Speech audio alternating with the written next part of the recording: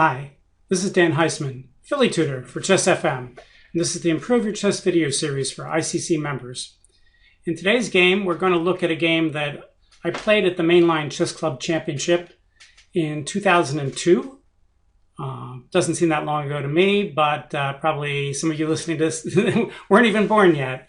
But it was an interesting game, and one of the reasons I picked out this game is sometimes people ask me, what's a good opening, or I don't like this opening because it's boring, and that opening's more exciting. And on the average, of course, some openings are more exciting than others. But what's much more important than the opening usually is how the players play it. If you have a Shirov playing an opening where he creates imbalances, then the game usually becomes sharp. For instance, when Elyekhin was playing, Elyekhin was mostly playing Queen's Gambits, which today is considered kind of a boring opening, but his games were very sharp and exciting. So it's not always the opening that makes the game, one type of game or another. Very often it's how you play it. And this game started out as a closed English kind of opening, and a lot of people consider that a little bit boring, but this game was anything but boring. So let's take a look. And again, I'm playing an A player who's white, and I'm black.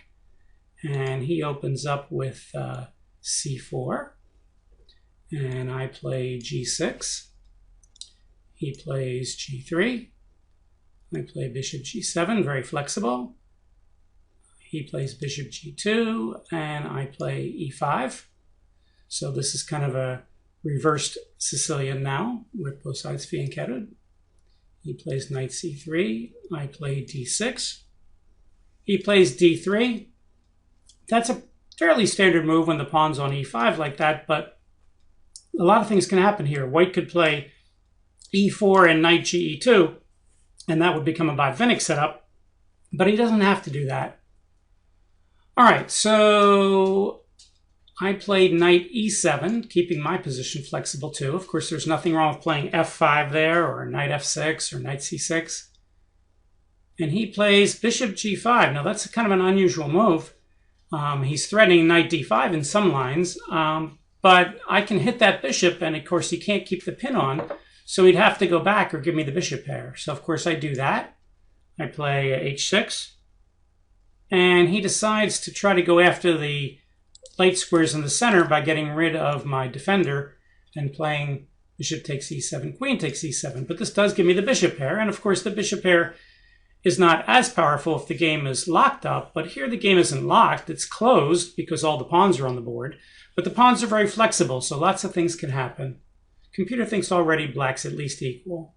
So white plays queen to b3, putting some pressure on the b7 square, and I play c6, both keeping the knight out of d5, blocking the diagonal, having the queen also protect the pawn. My opponent plays knight f3. I develop my knight to d7. I'm going to go up to c5 and harass the queen. At some point, he castles. And of course, generally, you don't start a fight until your army's ready. And here, white's castled, so black should do that too.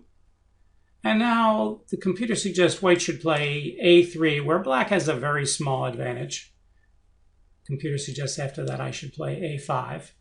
Instead, white plays knight h4, I guess in some lines going for a break, but you can't play that break right away because black would take, and if white takes back with the pawn, he would lose the knight, and if he takes back with the rook, he would get his pieces forked, but I guess in that case he could play knight f5. So I don't think knight f4 is immediately much of a threat, but keeping an eye on that. So I play knight c5, and he backs the queen off to c2, and now the computer suggests I play the thematic a5 to protect him from attacking my knight. I wasn't going to keep my knight on c5, so I didn't use that plan. I put my knight on e6, the idea of repositioning it either to d4 or forcing him